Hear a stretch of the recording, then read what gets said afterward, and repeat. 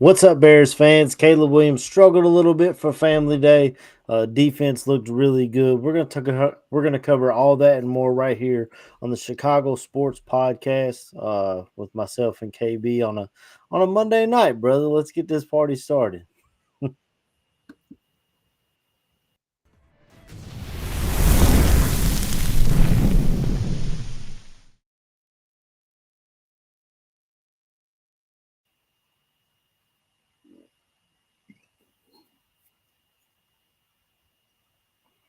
And I hit the wrong clip.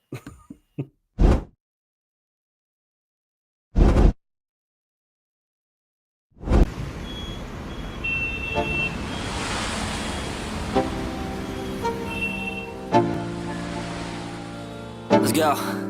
Yo. Get up, nah, I ain't a quitter. Toss me the ball, I'm a really big hitter. Big picture, I'm a straight killer. Rising the song to the highest bidder. Got juice, got gas, I'ma move fast. New shoes, new tracks, like who's that? I'm new, come back, better than last. Yeah, it's a new me, never gonna look back. Never gonna look back. Cause damn, I was built to last. You move slow and I move fast. And that's facts.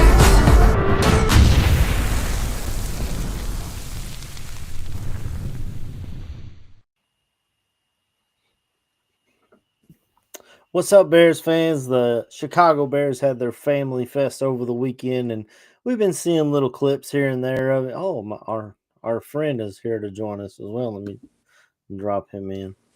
So it's myself, AC, and my boy KB.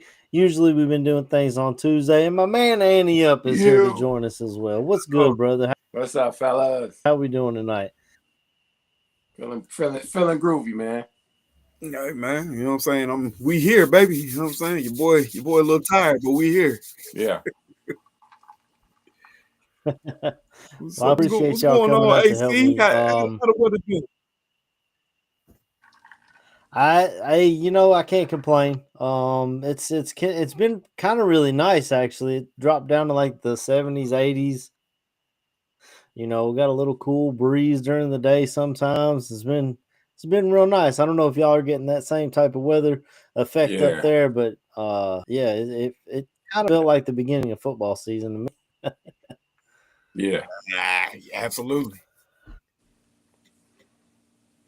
So Well, I mean, speaking of that, I said the Chicago Bears had their Family Fest at Soldier Field over the weekend. Friends and family were there to join. I know our guy Greg Braggs, who works over at CHGO, took his family over there to check everything out and all the festivities. I've seen a few videos leaking here or there, and I guess we should just address the elephant in the room right off the bat. I mean, this video throwing at the net and proceeds to miss all the throws and then looks visibly frustrated, which is, in my opinion, to be expected. I mean, he's holding himself to a higher standard. But I heard Colin Cowherd about it today, and I've been hearing about all the local radio stations, and it's getting plays around Twitter. Of course, they didn't show when he went back and did it again and hit all the targets. Why would they show that one when they can show him missing it? Hey, KB, I'm a Kentucky guy. I went through this same issue with Will Levis, and maybe he won't end up being as good as I thought he would be, but I just it's practice, man. You know what I'm saying? That's what kills me about it is we talk about practice. Annie, what's your thoughts on the video of Caleb, and should we be worried at all, or?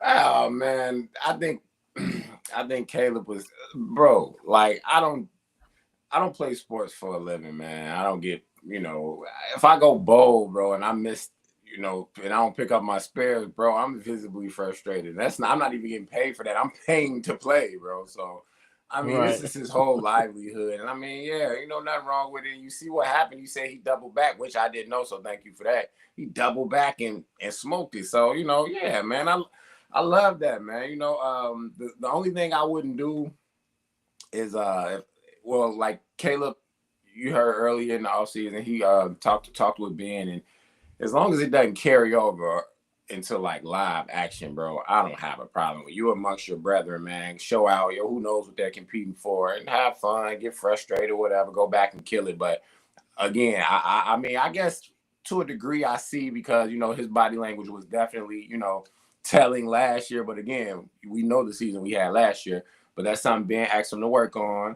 I'm sure. Let him get it all out now. Let him get it out now. So when we go out there and it's not going so so peachy for us, we know that he got it all out in the off season, and he's actually heeding what the coach asked him to, and not visibly showing any signs of frustration. So the opposing team can't feel like they got one up on you. So I'm not making a huge deal about it, though, bro, to answer your question.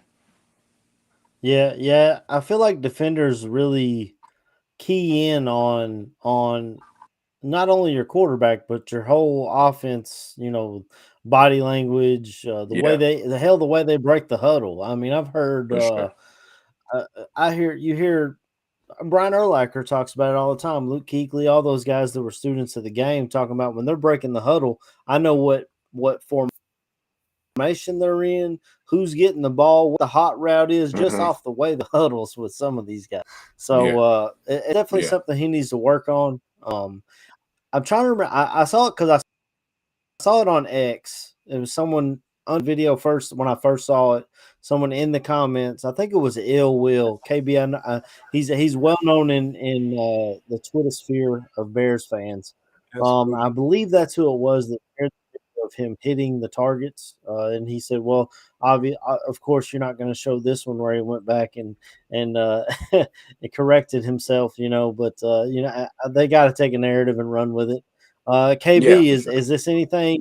Is this anything to look into? What are your thoughts on Caleb and this specific video? I mean, it's practice. Last I checked, you're supposed to make your mistakes in practice, aren't you? Isn't that why you're there? Yeah. I'm supposed to go to practice to get better. So if I go there and I mess a drill up, I mean, that's a part of life that happens. I'm not gonna ding somebody because I was off on one drill, but like you said, you came back around and he corrected himself. If there was a show of this something that was consistent and it was always him messing up drills, then yeah, maybe you can have that conversation. But I'm not gonna hold nobody. I've been in a position where I've messed up multiple drills and it just wasn't my day. You know what I'm saying? It happens, but then you can come out and look like the best quarterback, or in my case, the best running back in the state at one point. You know what I'm saying? It's you can take practice for what you want to take it, but practice is where you're supposed to make mistakes. And then don't look too good. Don't look too good out there either. Then they're gonna say, "Oh, you guys won a Super Bowl in the offseason, huh?" Absolutely. Of course. You know the narrative is always gonna be spun in a negative way, man. Always. It can't be looked at for what it ever is, man. Sometimes it is what it's supposed to be. Absolutely. Yeah. Yeah, you do got to kind of play it in the middle, I guess, a little bit. Try not to, in the off season, let yourself get too high or let yourself get too low. But I mean, just to play the devil's advocate here, we did see struggles with Caleb's accuracy last year, especially specifically on the deep ball. And that wasn't the only issue that we saw coming out of Family Day was the net video. We saw video of him playing a little hero ball out there where he was about to get sacked. He throws the ball up and it gets picked off. It looked really bad. I mean, it was pretty ugly. I guess they took a safety. It had happened to started the drive on the 1 yard line, so your back's against the wall anyway. Yeah, but for sure. That's when you can't make mistakes, and we've been seeing a couple of times, and I know Ben Johnson said, he's ripping this thing down to the studs, and we're starting this offense from scratch. But 2 weeks in, I feel like there should be a little bit of continuity. KB, we saw delay of games. We saw was just in their family fest. So you would hope that they would have picked the things that they thought they could do well, or that they thought they could succeed with. Seeing them rush try and call a play with not too much time left on the play clock. Like, I mean, we saw it in Detroit last year. We're hoping that doesn't come back, but uh, I feel like some of this stuff should have been ironed out. Am I wrong, KB? And I know it's still early. It's practice. They still got a month until this stuff is live bullets, in a real game. But I just feel like they would have had some of this stuff ironed out by now. What are your thoughts on that? I'm of the mindset of previously what I said, man. Practice is practice. You're supposed to make the mistakes in practice, so when it's game time, you know not to make said mistakes. Are the pre-snap penalties a little alarming? Yeah, but at the end of the day, the one thing I don't hear people saying or talking enough about is the fact that this is a new offense that is being installed across offensive line, across wide receivers, running backs, quarterbacks. And the one thing that was said was that Ben Johnson's offense seems to be a lot to take in. Why I'm not like I said before, I'm not going to condemn somebody because hey, we're making mistakes in practice. That's where they're supposed to be made. The false start thing is it's a little bit to kind of side eye at from the standpoint of hey, we gotta make sure that these things don't carry over. But like I said, they need to happen here, so they don't. They said that the Family Fest was more of a preseason game atmosphere. So this is what it simulated what an actual game day might be. So now you know what you need to work on. Now you know that, hey, we having some miscommunication either coming out of the huddle with Caleb. We need to work on that, or whatever protections or calls, whatever that's not being made are being corrected and being made. Like I said, I would much rather have this now than us going into week 1 against the Vikings and we have an issue like we had with Fields where we had a false start, and then call the same screenplay fucking twice. You know what I'm saying? Right. So this is where we're supposed to iron it out at. So I'm not concerned. I'm not concerned. That's true. That's true. I will say before we move on, we got over 200 and just jumped up to 244 viewing us right now. If y'all can hop over to YouTube, like, comment, and subscribe to the Chicago Sports Podcast Network. And when you subscribe, it puts you in for a live drawing. If I can pull it up here, once a month we draw from our subscribers. It gets a free jersey. Compliments of he does his thing on this one out 2 of them this year. So just every month I don't see the thing in here unless here it is. I just put this little banner up here to let everybody know. If you like, comment, subscribe, we give one winner chosen randomly for a jersey giveaway here on the Chicago Sports Podcast Network. Just come on over to YouTube and hit that subscribe. It doesn't cost you anything, and you can win a jersey out of it. But we got over 200, almost 260 in the building right now. Annie, I'll pose the same question to you. Do you feel like there's any second thoughts in your head of the pre-snap penalties, the getting out of the huddle, incorrectly or not looking right or not stepping up and making these mistakes? I get it's practice, but those do bother me. Those do, because we weren't disciplined last year, bro. You know what I mean? If we were like one of the more disciplined clubs in the league last year with pre-snap penalties concerned, I might be like, oh, it's a fluke, or they just, whatever. But we weren't very disciplined last year. Who knows about the year before that? And then now we're starting off with that again. It's like, it's so tough to unlearn bad habits, bro. Like, I was listening to Darnell Wright, and, of course he shrugged it off. And that's cool. You don't want to totally harbor on a bad day forever for the rest of your damn career. You won't ever elevate. But, right. Like KB said, though, like it's a whole new offense across the board from what we hear. It's pretty complex. These guys really earning those degrees. You know what I'm saying? Like, okay, we know you can go out there and show some muscle and some toughness and some brawn, but now we need you to use your head. And dude, not letting up on them, man. So I mean, when you know you got to deal with that the next day, bro, like I'm pretty sure they're gonna whip it together. But it is concerning to answer your question, man. Like those are killers, bro. Like, you know, we got 3rd and 4, and then that happens. We know historically with our guys, bro, 3rd and long is just not the down, bro. I mean, just even in the league wide, you know, some guys get it more than others, but 3rd and long is not where any island anyone wants to be on. And with stuff like this, it'll happen, and it's totally dejecting. And I'm hoping the guys get it together. But with Ben and those guys, I feel like they will. But yeah, I will say though, it's a bit alarming right now. Yeah. Go ahead, KB. I was going to say real quick. Trax hit me up. He told me that he was out there at Family Fest. He said that the one thing he noticed was that the running game does leave a little to be desired right now, which I think we kind of figured. He also brought up the fact that the O-line and the false starts needs to be corrected, which is what we're talking about now. That absolutely does need to be corrected going into. I say by the time we start this preseason week 1, and also with I believe that that'll be worked out when they do these collab practices. You know what I'm saying? I feel like that'll be something that's being harped on a lot. Yeah. What else did he mention? The defense. So the one thing I'm really excited about is Dennis Allen. Yeah. I'm 1,000% on the train of Dennis Allen was the Vic Fangio type. I'm a better coordinator than I am a head coach. Yeah. And he was a damn good coordinator.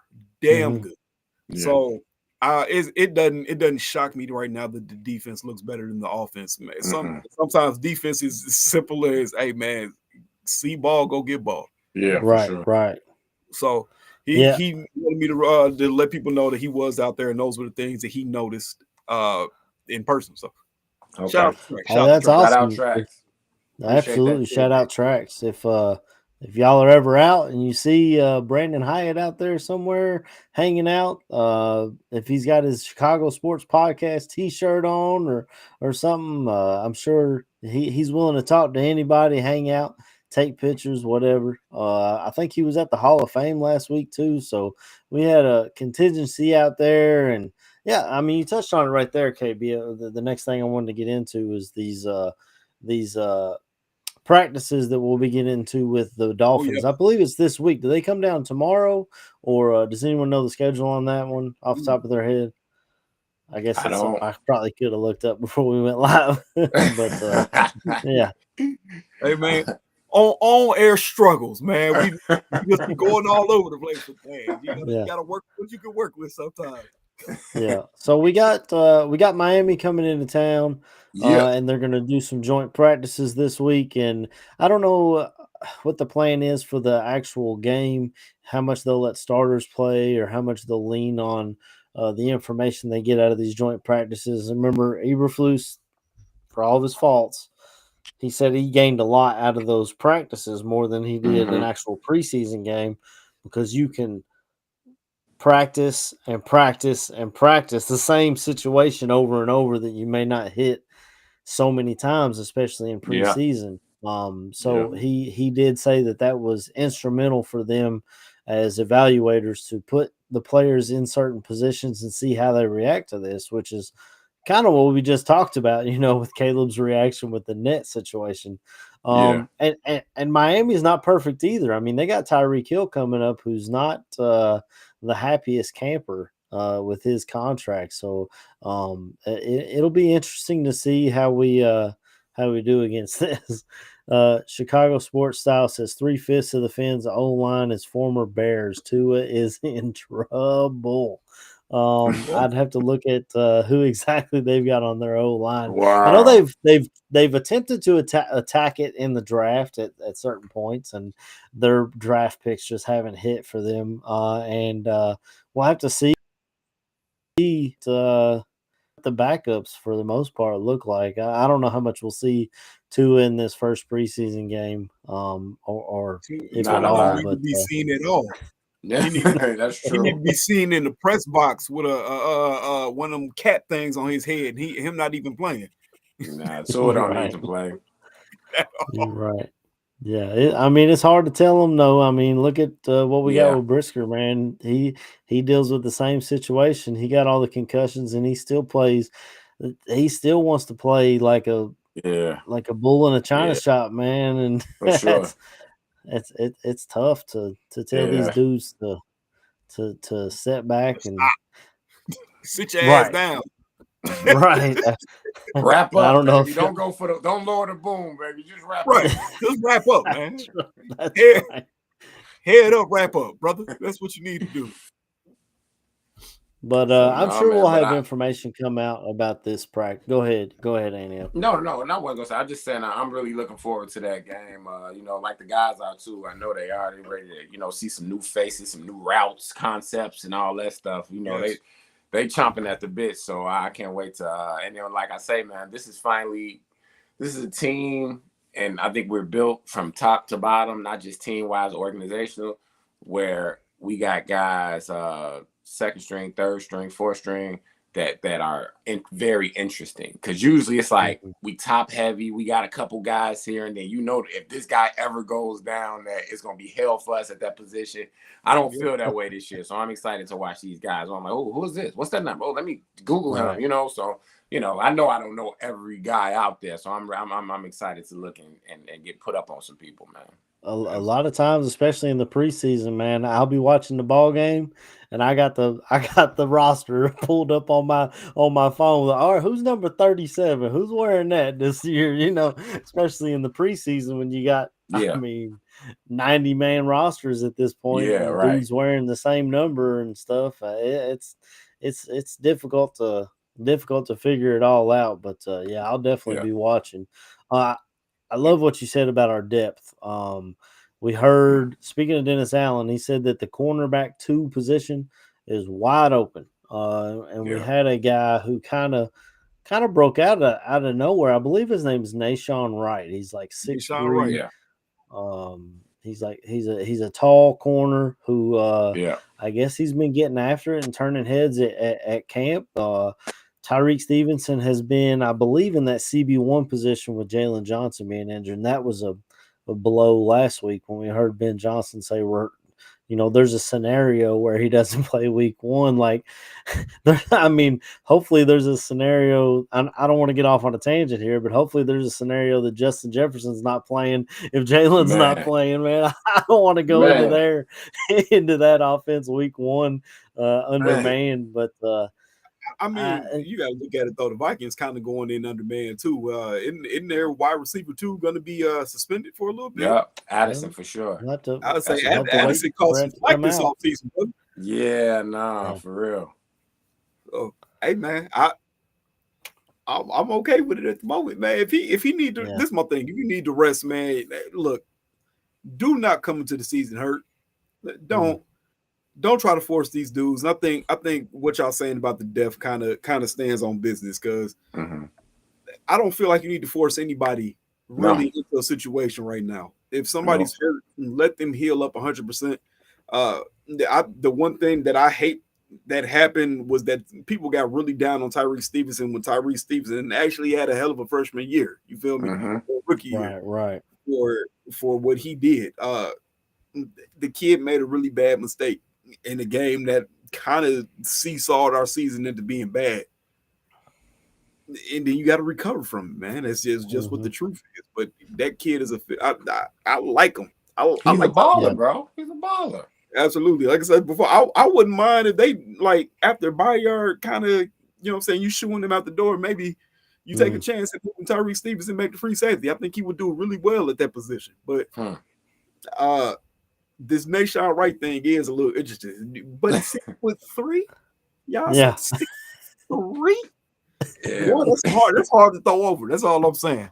No, that's a fact. The Cowboys been all in my comments and stuff talking about if he has to come out there versus Minnesota, you guys are going 0-1.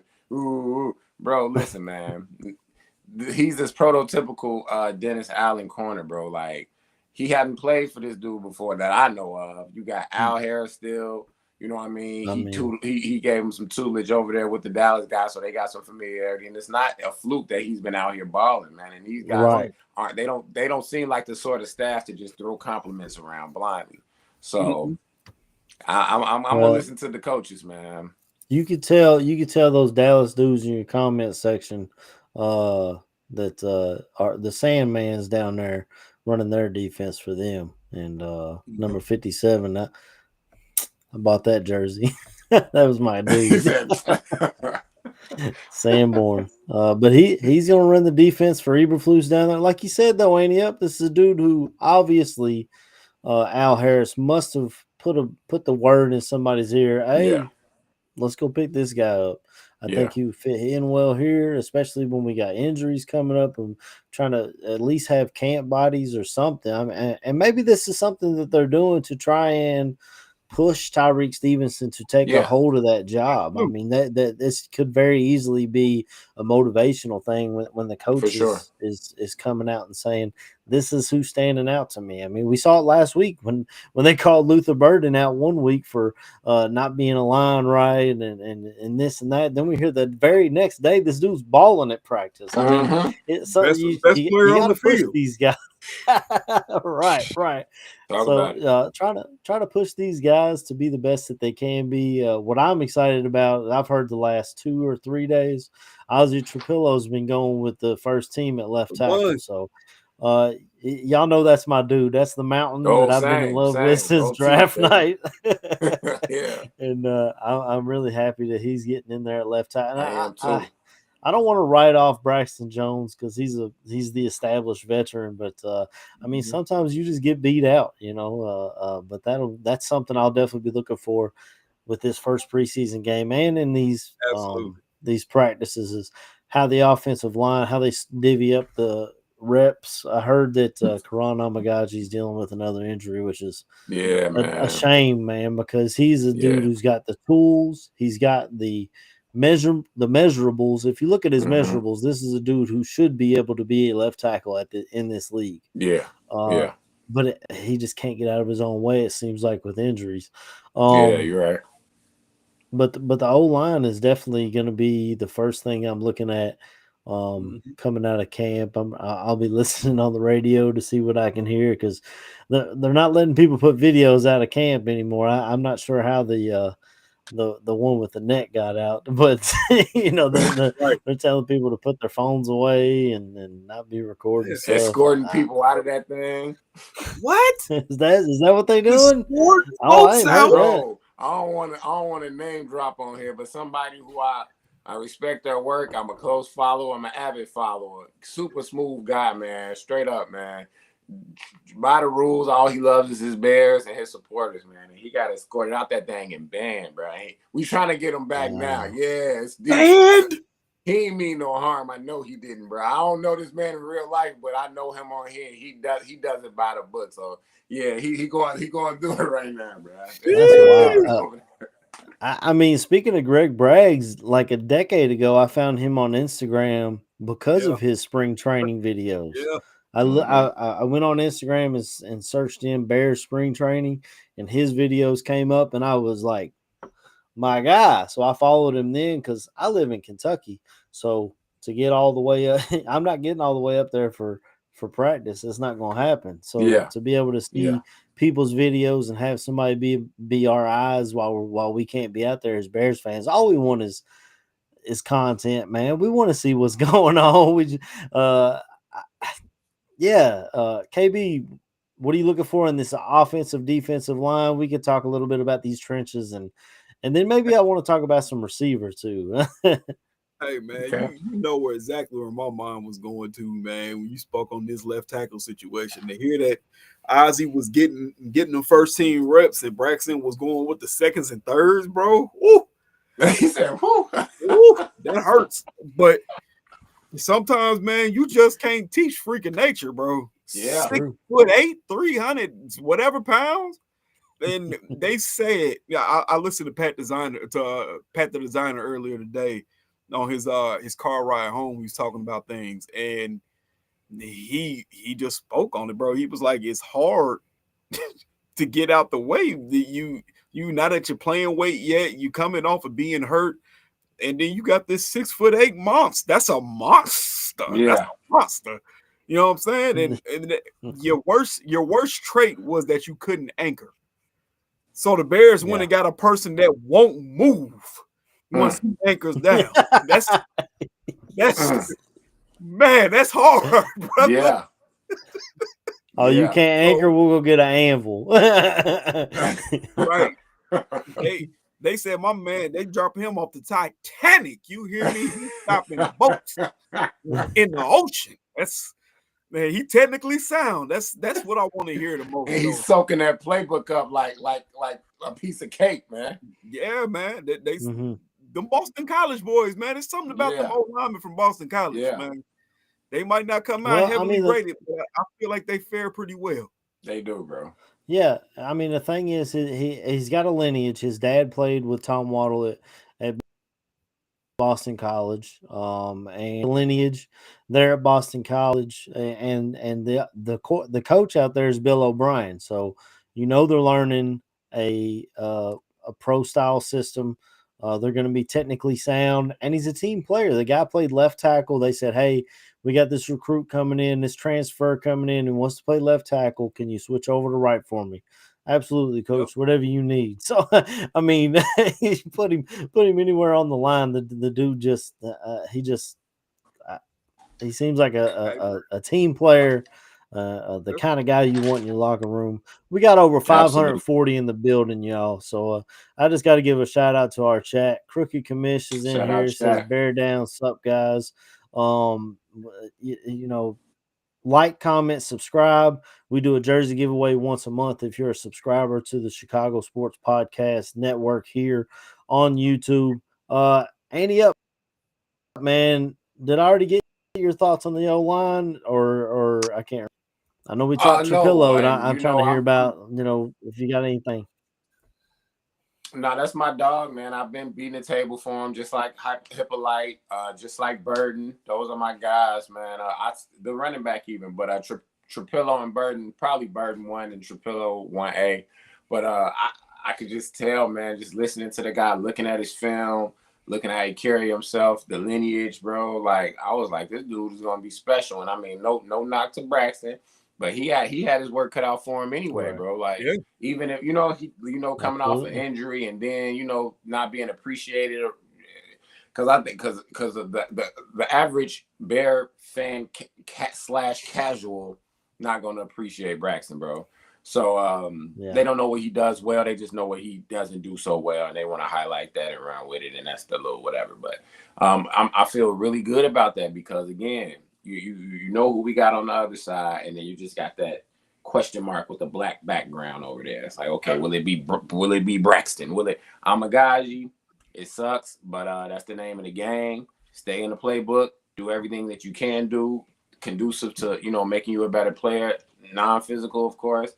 And that's all he can do, bro. But Trapilo, I said it, bro. I called it. And I'm not even a pat on myself on the back. I was right, you were wrong type of person, but I just felt strongly about that, and I'm glad that that's happening. And for these coaches, because under this coaching microscope is way different than what we're used to, guys. So for these guys to and give those compliments and stuff, they're not waking up ready to just go compliment these guys, bro. I mean they don't want to bash them either, but you could tell the compliment is truly earned in Hallis Hall these days. I feel like so. Yeah.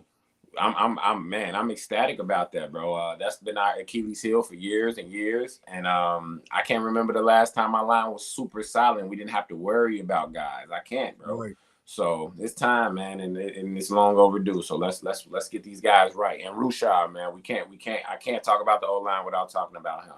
Yes, all the guys say how much they love him and how smart he is and how they love being coached by him.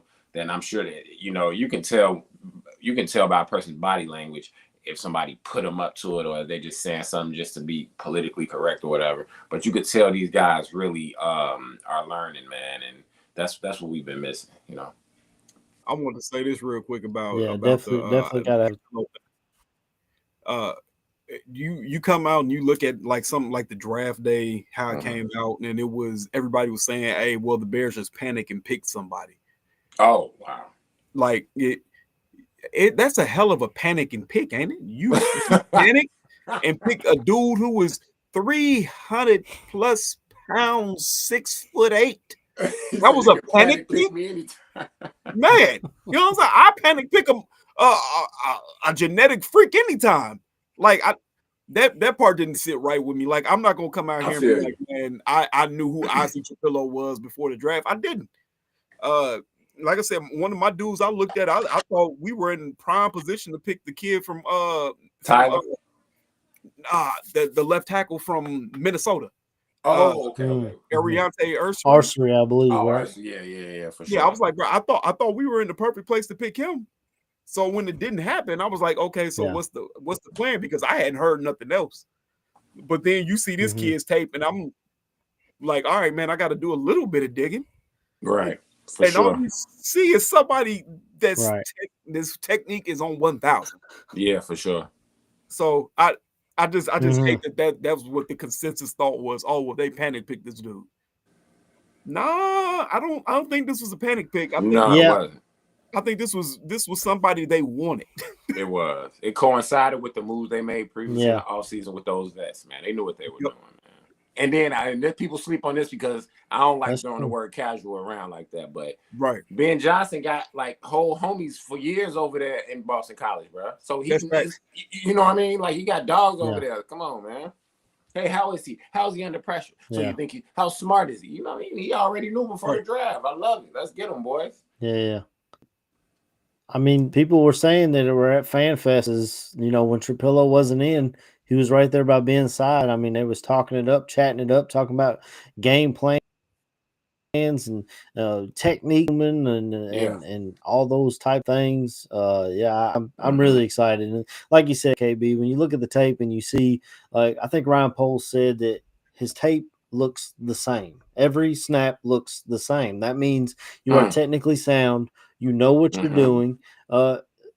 Sweet feet always eat, and I feel like this dude's got it. And I'm trying not to get out over my skis too much, but I'm really excited about Trapilo. Absolutely. But I feel like we've been on the O line for quite a bit. I did want to touch on something else that Chicago Sports Style put in here. J.P. Richardson about to take Tyler Scott's roster spot. This is a dude. And KB, we've been podcasting for a minute, right? So we've seen these dudes come and go. We've seen the Daniel Bravermans. We've seen the Tyler Gentrys, the dudes that just blow up at camp. And everyone says, man, if you cut this guy, there's no way he's making it through waivers to get back to your practice. Well, I bet they always do. But I don't know about this dude, J.P. Richardson, though. He's been making plays at camp. He's made amazing catches that we've seen Tyson Bagent throwing way out here, and JP comes out and grab it. And on top of that, KB, this dude's been taking punt snaps. So he is a returner in the punt kicking game. That is a way to solidify yourself a roster spot. We heard Cole Kmet talk about it last year when he had to come in and be a long snapper for a couple of plays. He said the more you know, the less they can get rid of you. So I don't want to get out over my skis, but this dude, J.P. Richardson, looks like the real deal. And I can't even say that I knew who he was coming out. I had no idea about this guy. Where's number 26? I guess that's just because that's what was left. For a wide receiver to be wearing a number in the 20s is kind of weird. But Annie up, have you seen any of this dude? I just what are your thoughts on J.P. I've Richardson? seen it. I was asleep, man. I was asleep. I'm never too proud. I'm not so proudful that I can't tell you I was asleep. But he's flashing, bro. He looks crispy out there, electric, and he can do multiple things, man. We need that across the board, because yeah. So it was a couple times last season I was like, who is this guy on returns, bro? Like, why is he here? Why is this guy not here? Now, granted, you guys get paid the big bucks for it, but this is just special teams I'm talking about. Why? This guy just fumbled. You know what I mean? Like, anyway, so Duvernay, we got him, and then we got this JP fellow, and then he can also line up too. So yeah, man, I didn't know a lot about him, but it's been a pleasant surprise. And the more weapons, the better. And I hope he sticks, bro. I ain't gonna hold you. Yeah, I don't know what his measurables are, KB, but come out of Kansas State, they just produce tough football players out there, Yeah, for man. sure. Go ahead. I can give you the measurements, brother, because Let's you hear know it. I was looking them up because I don't know shit about J.P. Richardson. J.P. Richardson, 23 years old, looks like he holds doors open at the local church that you go to. 5'11", 192 pounds. You know what that tells me? He's built like he's compact. He's built like a running back. That's running back weight. Yeah, man. I see TCU as a college. I didn't know that. Oh, I was thinking Kansas State. I guess the purple threw me off. It's purple. But yeah, man. He was an undrafted, of course. Like I said, man, 23, wearing 26. Huh. Hey, man, get it how you live. And if he doing everything I'm saying he doing, man, I love it. If you like it, I love it, brother. You like it, I love it. I didn't know nothing about the brother. I didn't know what he looked like. You said J.P. Richardson. I'm thinking of a black dude that's at least 6 feet. Like, where he come from? He went to the Lafayette, Monroe. Oh, okay. Oh, that took me by surprise. Got me feeling like Deion Sanders when Troy Apke ran that 40. I didn't know y'all was this fast. He said, now he can run. He can run. So I gotta give shout out to Trax. He's in the chat chatting it up with our guys. You know, Trax, what up, baby? He drops in here every show. Every show we have, Trax is in the chat holding it down for sure. Give him a shout out. And, I mean, we got the chat bumping tonight, man. A bunch of dudes talking O-line, talking trench play, talking receivers. I mean, the defense looked good on Family Day, and I don't know if y'all saw it or not. KB, did you see the trick play that Ben Johnson pulled out? Is that the one where Cole Kmet was wide open? Yes. I seen that one. Brother, man. I said, damn. I said, where's everybody? So they said the whole O-line. I said, oh, okay.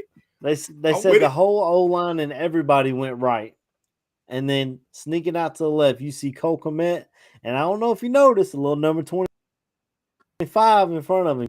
Monungai was out there with him as well. But Caleb has a choice. He could have thrown to either one of them. I think Monungai is a sneaky pick to Andy up. I know you've been on this dude since we talked draft, right after the draft. I think Monungai could be a dude. I don't. It's wide open. What y'all think of Monungai and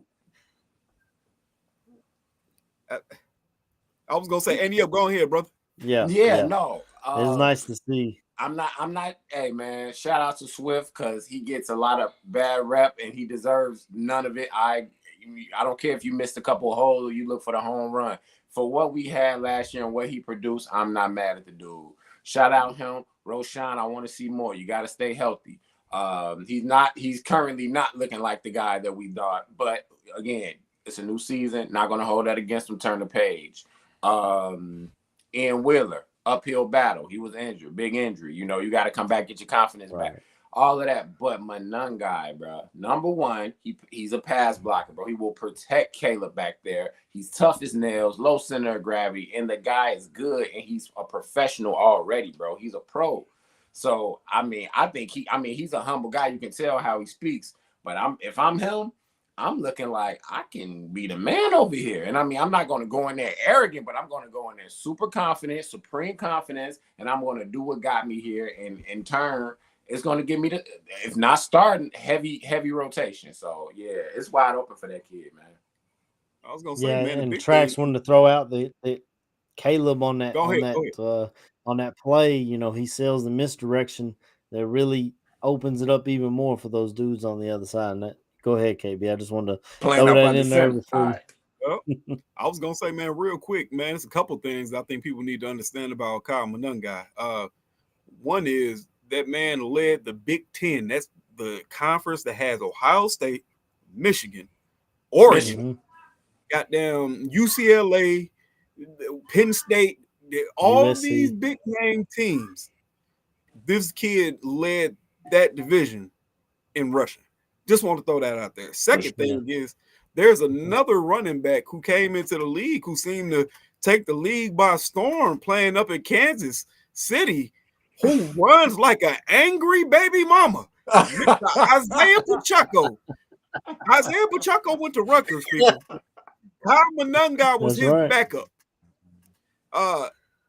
They seem to be cut from that same type of mold where we're gonna put our head down and we're gonna work. So I just want to see the kid work. And then the fact that your head coach is name dropping him. Right. That seems to be big. That seems to be. He's sitting there saying he might be somebody that we have to lean on in so many words, man. Yeah. That speaks a lot of that kid's character. So I'll love to see it. Like I said, there's another player I didn't know much about. So I couldn't come out and be like, man, oh yeah, we hit a home run with Kyle Monunga. I didn't know. I had to do my casual fan thing and go on to College Football 25 and look up this man's overall. He's the highest rated overall player on Rutgers. So like I said, never fumbled once in his freaking career, which is that's crazy work. Right there. That's crazy work, bro. Yeah, man, we got some studs, bro. Yeah. He's definitely. Yeah, we definitely got some pieces to look at for sure. I would like to talk about the defensive line a little bit. They said Montez Sweat's been balling out. KB, I don't know if you talked to your cousin to see how he's doing. I'm assuming. I mean, I saw it today, and all of a sudden Andrew Billings is blowing up on my, Instagram. Shout out to the Bears. I guess someone got his autograph on a football the other day and went nuts. I don't know if you saw it, KB, but it was a really wholesome video. I think the Chicago Bears put that out, but that was awesome. And then, of course, Grady Jarrett coming in. He's been, I believe, the vocal leader right off the bat. I can believe that they leaned a lot on him with coming to the podium and speaking his mind. We're still not sure who's on that other edge position. I heard that Dio Odangbo hasn't really taken grasp of that other defensive end position. They're saying that Booker still looks a little slight, and Dennis Allen just loves him a big, meaty defensive end. But I mean, they're talking about Dom Rob too. KB, or what are your thoughts on this defensive line? How do you think it shakes out? Any ideas? Man, to be honest, I have no clue. Just by going off of what we know, Dennis Allen likes to play, like you said, he likes stick boys, man. And it would not surprise me, right? If your starting defensive line look like Montez Sweat, Grady Jarrett, my cousin, and then Gervon Dexter out there on the other end, just because you want the extra meat. And you heard at the Family Fest, Gervon Dexter, he was the one that caused the safety. So I know the early videos that we had of him in the offseason was he had slimmed up kind of. What I'm saying? It looked very muscular. His size profile ain't too far off of Cam Jordan. Like I said, I just want to throw that out there. It's a big boy. So it wouldn't surprise me in the least bit if their starting defensive line was something like that. So I don't know what you thinking, Andy, man. What you got to say about it, brother? You gotta understand, bro. Like, I'm trying to be respectful to Dennis Allen and his prototypical guys and all that, but you gotta understand, bro. I've been playing Madden since like '92, bro. Like, so in my head, here's how my Madden head thinks, and I know it's not right. This is just me. You got your two guys in the middle, Grady, who got good speed for his size, Gervon, big, fast, powerful, explosive. And then on those ends, you got Montez, who can catch a speedster quarterback if he tried to roll out the pocket. And then on the other end, I want another equally quick guy because we play in a league with Lamar and Allen and Tua, or, Kyler Murray, I'm sorry. So in my head, I want two NASCAR guys, and then in the middle, you can't be like no big slop. You got to be quick. You got to be big and powerful. So two muscle cars. But that's just me. Yeah. I'm a little anxious. I won't lie. We don't have anybody proven. I know the guy from IO. He showed some things with with the Colts and all of that, and he shows he could be a moving part and all that, moving pieces. I still don't know him. I don't know him enough to trust him. We know Booker. Booker, he only way he can go is up. But I still want to have. I'm holding out a little hope for him. Don Robinson, I've been one of his toughest critics. But someone all have. I've been on him and Sewell, bro. Him, Sewell, and Elijah Hicks. I've probably talked the most junk about those three guys, bro. Larry, Curly, and no, let me stop. I'm lying. I mean, go crazy, fellas. Bear down. All jokes aside, man. But I'm a little. Well, it don't keep me up at night. But and if the coaches trusted, I trusted. But I still was waiting on a little splash. And we went and got the guy. He's hurt now, but he played with the Chiefs and he knows Dennis Allen. He was with Dennis Allen with the Saints. Oh, that's right. Yeah, but he got hurt. So little splash stuff. So I don't think we're going to get that player that everybody that we wake up to the clickbait guy. I don't think we're going to find the clickbait guy, at least not now at this point in the season or the off season.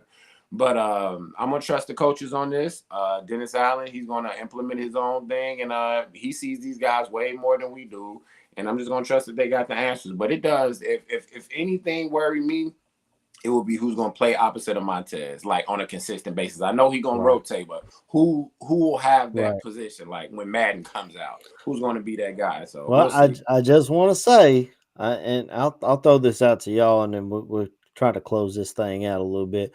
We got over 670 in the building, gentlemen. And I appreciate y'all coming out here on a Monday night, watching myself and Andy up and KB just talk Bears, getting us fired up. Preseason's right around the corner, y'all. We play the Dolphins this weekend. Dolphins coming into town this week, and we'll see how those joint practices go. I'm sure there'll be plenty of information rolling out about that. You can stay tuned right here to Chicago Sports Podcast for all that stuff. Hit us up on Twitter, X, any of those things. But I mean, we've seen Jerry Jones in the news. He's going on the TV. He's telling them how much Michael Parsons, he doesn't even know his player's name, how much Michael Parsons is a shrewd businessman. Micah Parsons puts out, I don't want to play for this team anymore. I'm requesting a trade. He did it very, very respectfully. It's not like he just went on a bashing spree. I know that the Bills and some other things were higher up on the list, but KB, I'll pass to you and then Annie up. Do you have any? Does it feel like Khalil Mack to you, bro? Because that's what it feels like to me. Maybe I'm insane. Maybe I'm just a crazy Bears fan, but it feels like Khalil Mack all over again to me, where you have a young quarterback who we're still waiting to see if he's the guy. You got a pass rusher who's not happy. Cap space. You've got some draft assets. KB, would you be willing to go get Micah Parsons if it costs you a couple of ones? And I don't know what, but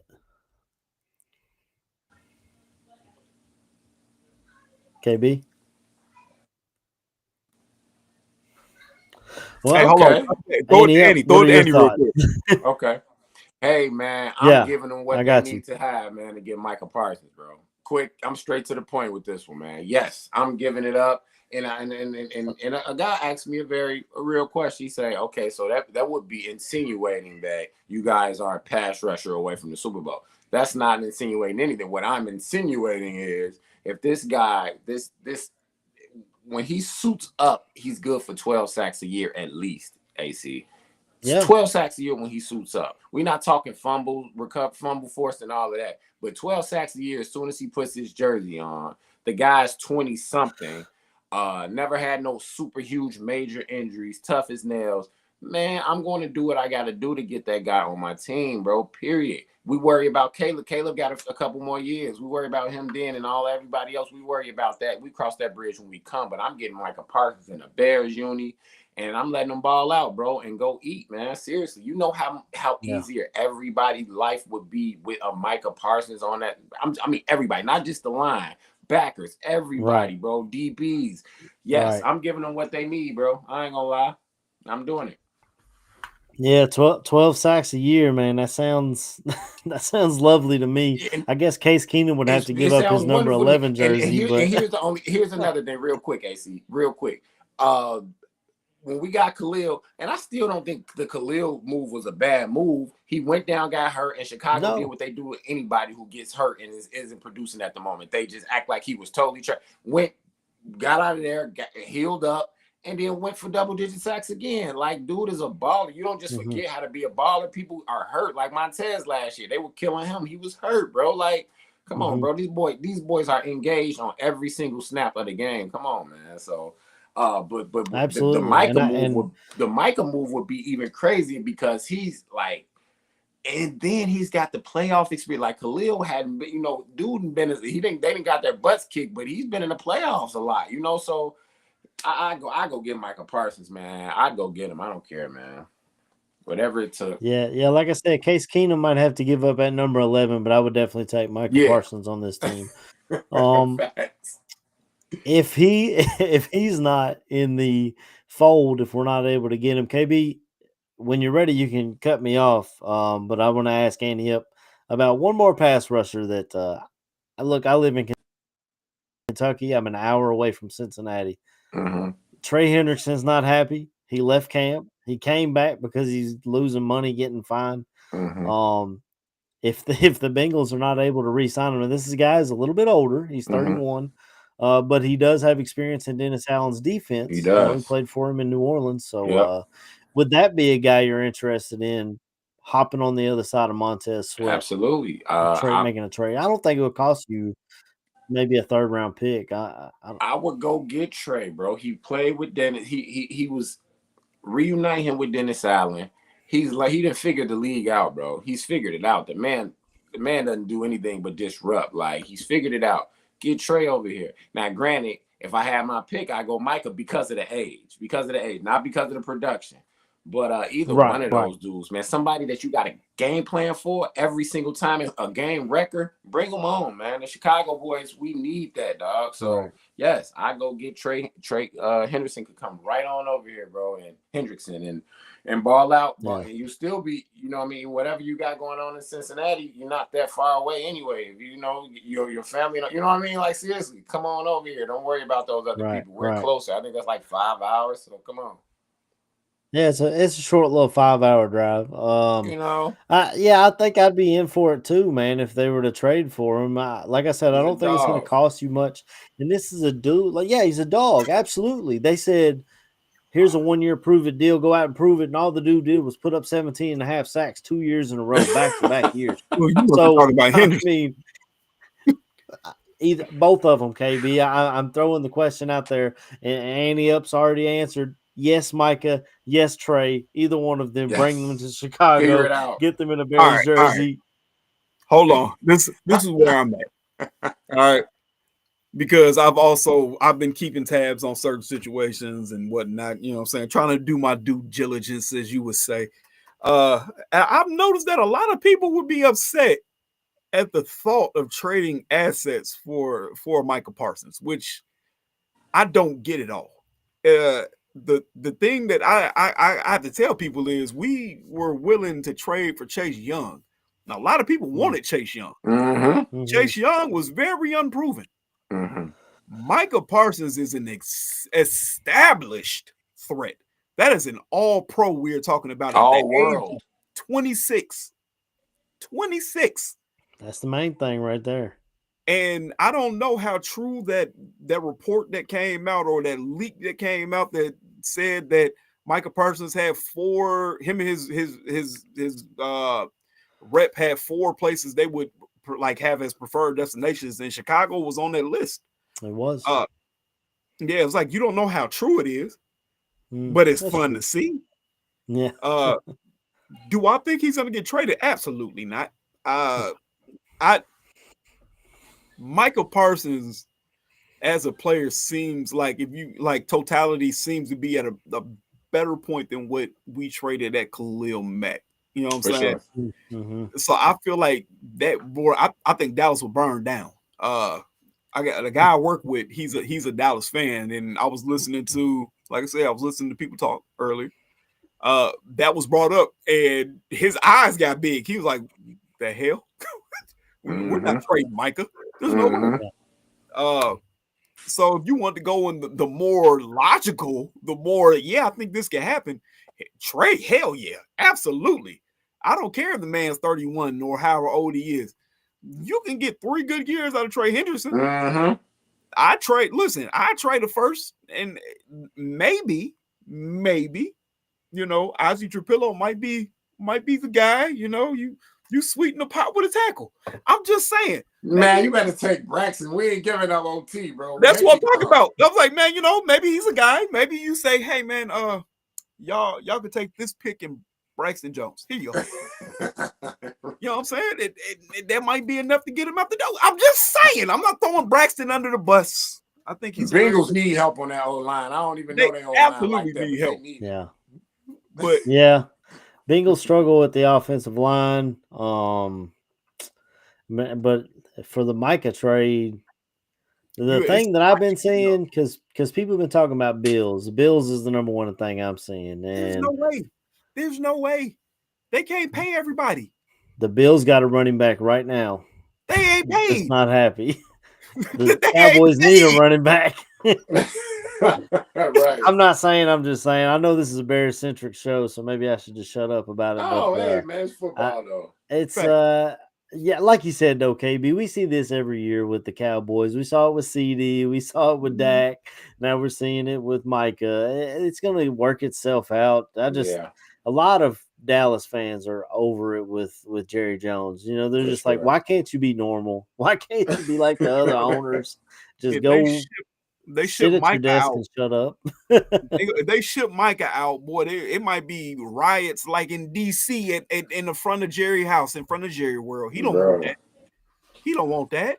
No. He's not gonna do it. Yeah, I don't know how he gets away with saying the stuff he says, though. I mean, man, he just why would I sign him? Well, he's hurt for 6 games last year. No, he was hurt for 4, first of all, and like I said, he called him Michael. Like, what the? That's so disrespectful. Yeah, bro. Man, I play on your team. Matter of fact, I'm the best player on your team. On the team, bro. Get my name right at least. Yeah. Yeah. Sheesh. Yeah, that's wild. And then he said something this week, I guess, because Jerry Jones can't shut up. They love to stick a mic in his face because he's gonna say something. Sure. He said something this week about, when you ask your mom to go somewhere and she says no, so you turn around and ask your dad, and he says, yeah, go ahead. So then you go back to mom and say, well, I asked dad, and he said I could go. He said he was talking about this contract situation being like that. Like, what's going on? What's going on in Dallas? Wow. Who's the mom and who's the dad? I don't know. But yeah, I just wanted to pose the question, get your guys' thoughts before we close this thing on out. Is there anything else that y'all want to touch on before we just close it out? And Cheryl, I know we're waiting on the Cubs and Reds to start. I believe they may have started, but I'll be watching that when I get out of here for sure. We'll close this thing out. Go ahead, KB. I was gonna say the only thing because I'll be remiss if we didn't bring it up. Real quick, Richard Hightower went on today and he talked a little bit. And by the end of it, his little nugget that he dropped was, we got a coach. You know what I'm saying? He says, I done been around him. We got a coach here. You know what I'm saying? I don't feel like we got that last year. You didn't hear none of the coaches like, oh man, we're just this and this guy does this. No, it was a whole lot of coach speak and oh well, we're looking at the film. Yeah. No, Richard Hightower put his stamp on it and was like, no, we got a guy. Yeah. So I just feel like that needed to be said before we close this thing out.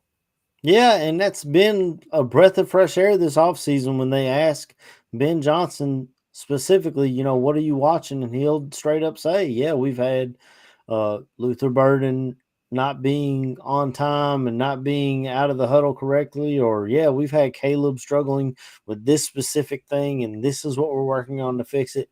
Never, ever would you hear that out of Eberflus. Yeah, we'll go back and watch the tape. That's on me. Everything's on the table right now. Right. Just trying to figure out the got why. really tiring. Yeah. Yeah, the coach speak got really tiring, and it is a breath of fresh air to hear Ben Johnson just tell you, ask him a direct question or even a vague question, and he tells you exactly what he's thinking. It's not coach speak, and maybe someone will look back on this if it doesn't work out and say, "Well, look, he told him everything." But I love it, and it reminds me a lot of Dan Campbell. You know, he'll just straight up tell you, "Hey, the old line is not right now. We're messing this up. We're not, we're not on time. We're struggling with this or that, and this is our goals, and this is what we're going to be." Andy, is there anything else you want to touch on before we close this thing out? Just real briefly, just want to tell the fans out there, even everybody in the chat, everybody listening, it's going to take a period where we're going to have to exhibit a little patience, guys.